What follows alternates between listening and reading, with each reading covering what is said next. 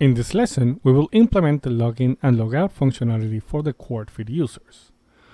We will add those functions to the view file, create a login user template, and also alter the navbar template hyperlinks to point to these endpoints. First, let's create the login template as follows. To make things easier, I will copy the HTML code from the register form, since it will be very similar to the login form.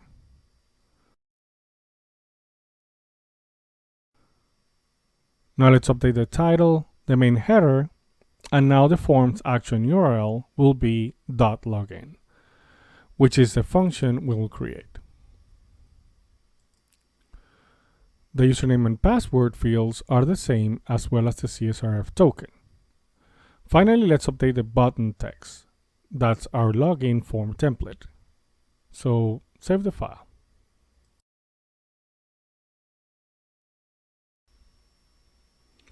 Now let's add the login function on the user views. We create the endpoint to be the /login URL with the HTTP methods get and post.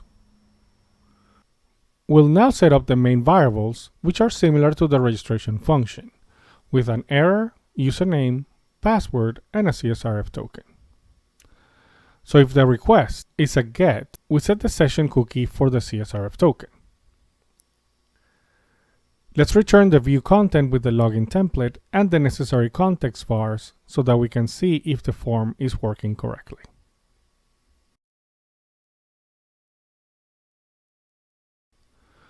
Go ahead and run the application, making sure the Postgres instance is running, and open the local host on port 5000 and go to the login URL.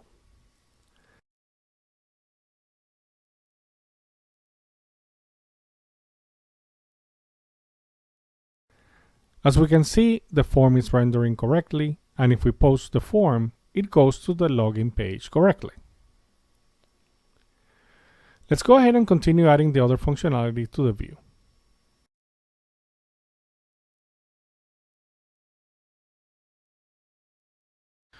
So if now the HTTP request method is post, we read the contents of the form using the await request.form method, setting the username and password to the form contents.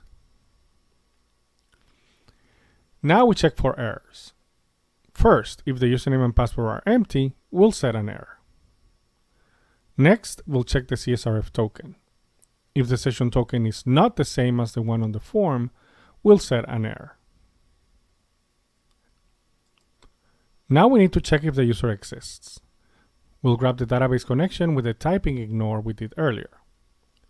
We then create a query where we look for users who have the username equal to the one we're getting in the form and execute it.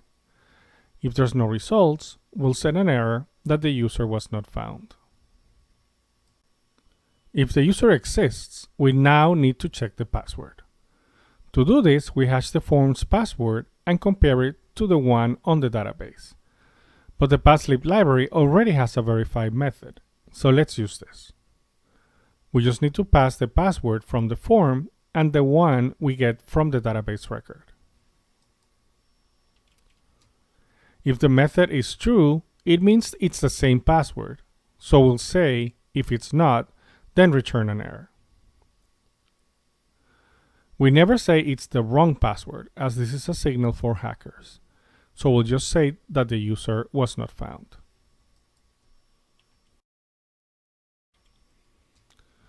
If there are no errors, we delete the CSRF session token and we set two session cookies, the user ID and the username, which we'll use in the navbar. For now, let's just return a string that says that the user is logged in. Otherwise, we do have an error, so we'll set the CSRF token again. So let's test this out. I'll put a breakpoint in line 79 and run the application.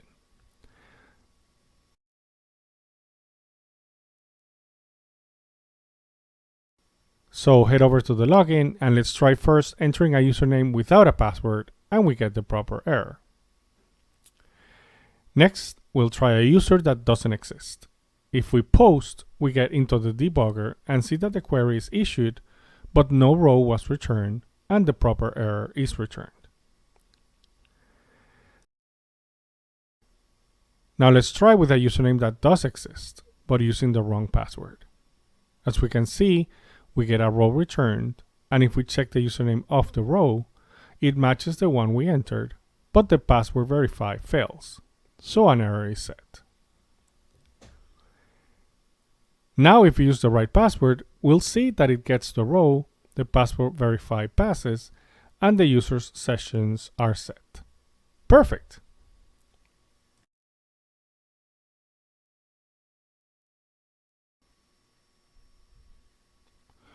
Now let's implement the logout function. Essentially what we need to do is delete the session cookies to signal that the user has logged out. So let's copy the login function's first two lines and change the URL to /logout, as well as the function name. Since this returns a response, but I don't need to import the class to be used and just need it for type checking, I will just add the class name as a string surrounded by quotes. And at the top, we'll use a very typical pattern, which is to check if type checking is being run, we'll test against a condition variable called type checking. And if it's true, we'll import the response class name. Otherwise, if it's running on the server, the class won't be imported, saving memory and speed in the process. Next, we want to delete the two sessions we're currently using, user ID and username, by using del. And finally, return the user to the login function using the redirect and URL4 functions. But notice we're having a type checking issue, and I believe it's because we're not importing the right response class. So we'll use the worksoig response class. I also want to add a redirect at the end of the register function, where if the user is successfully registered, it's redirected to the login page. However, we can potentially have two return types to the function. A string, which is the HTML content of the form, either at first load or when there's an error, or a response. So we need to do a typing method called a union, which allows me to signify it's either one or the other type being returned. Notice that we use brackets in the union and not parentheses.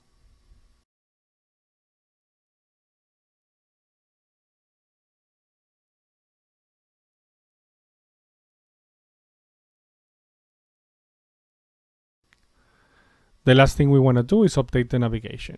So we'll use URL4, which is Jinja global, and specify the login and register function. Notice we use the full blueprint name, user_app. However, we want to check on the login status of the user, since it doesn't make sense to have a link to logout if the user is not logged in. For that, we check if the session username is set and put a conditional with an else block if the user is not logged in. Now we can add the logout only if the user is logged in. We can also add the username on the navbar for the user to be sure he's logged in. We'll eventually link this to the user's profile, so let's add a dummy link for now. So save the file and let's check if the logout functionality is working.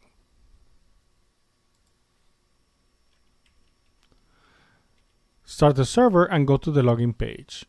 Enter your credentials and go back to the login page after submit, and you'll see your username reflected. And now if you press logout, the username disappears. We have implemented the login and logout, so we want now to be able to start writing some tests for the user operations. And that is what we'll do in the next lesson.